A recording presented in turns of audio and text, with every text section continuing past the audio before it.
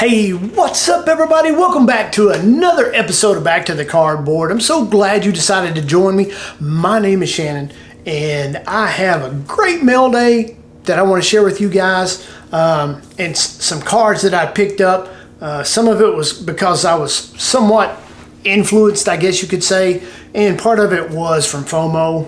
Yes, that's right, I suffer from FOMO as well as you guys do too.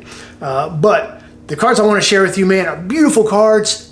I think you're going to enjoy looking at these few cards that I want to share with you all. Some of them is from a recent registry set that I'm working on, but one of the cards is a card that really symbolizes the beginning of the Big Red Machine. And stick around, I want to share that with you right now.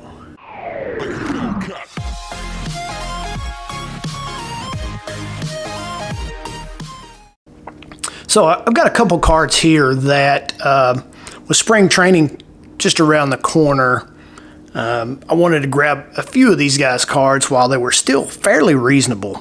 This is last year's MVP and 40-40 man, Ronald Acuna Jr. This is his 2018 Topps Heritage rookie card.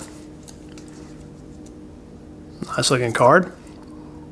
But I really, his cards are really cheap right now, and well, I won't say cheap, but about as low as they've been in a while. I picked this up as well. I've got the cloth sticker of this. Didn't realize I didn't actually have the card, but this is the 2019 Ronald Acuna Jr.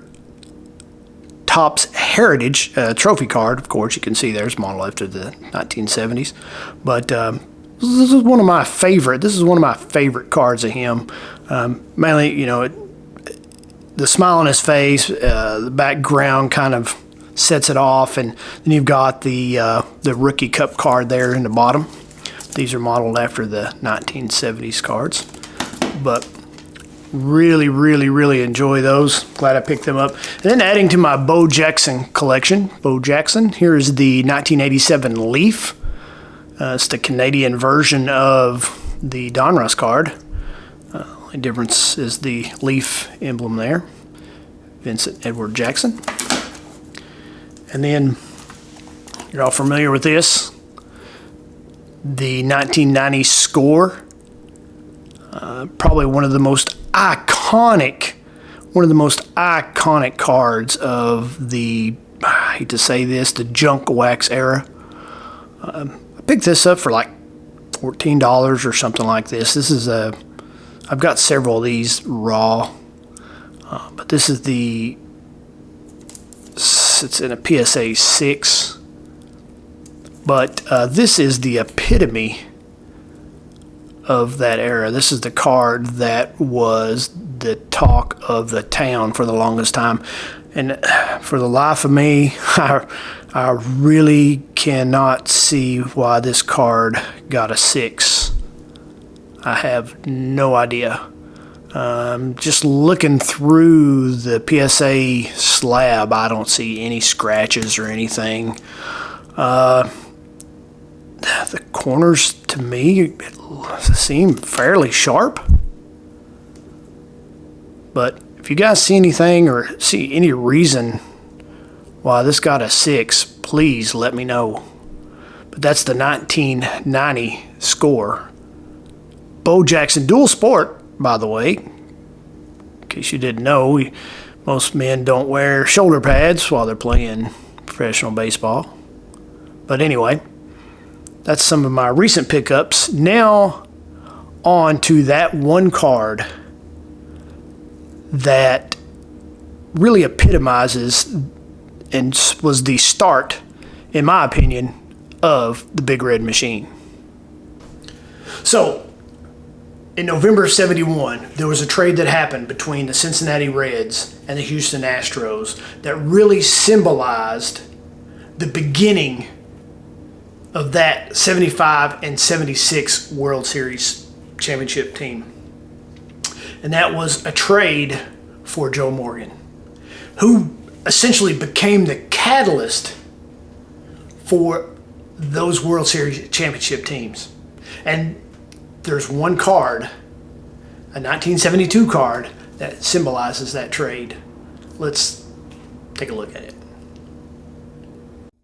So Joe Morgan played with the Houston Colt 45s, which is now known as the Astros, from 1963 through 71. Although he did play with distinction, earning an all-star appearance in 66 and in 70, then manager Harry Walker considered Morgan somewhat of a troublemaker, I guess. And he wanted to trade Morgan for some power, to get some power into the Colt 45's lineup. So in November of 71, Houston struck up a deal with Cincinnati and traded Joe Morgan, along with some others, for power hitting Lee May, all-star second baseman Tony Helms, and outfield pinch hitter Jimmy Stewart.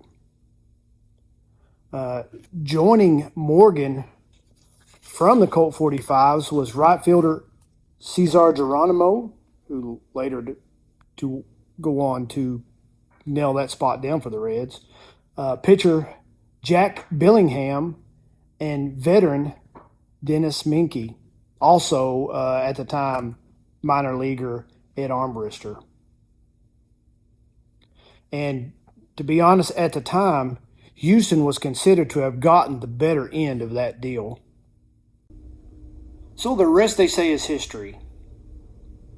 Topps in 1972 printed Joe Morgan's card with the Houston Astros. Even though he was traded in November of 71, that card was already in the works.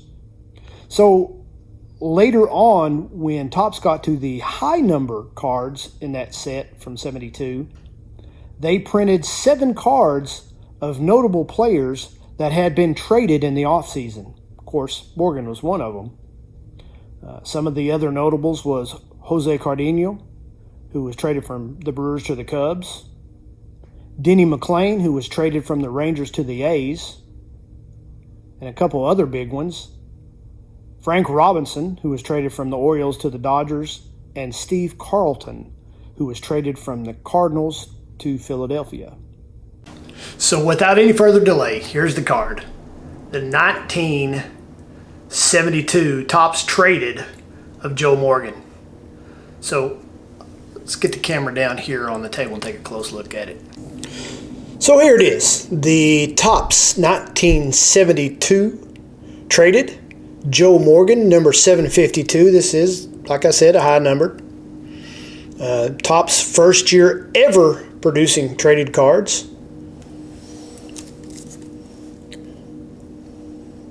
Love this card.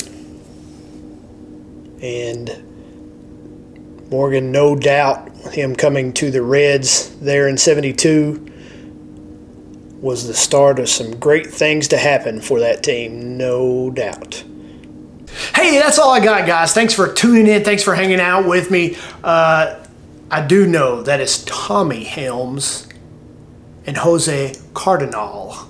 Sorry for the mispronunciations. I'm a hillbilly here in Kentucky, and I do that from time to time. But anyway, appreciate it.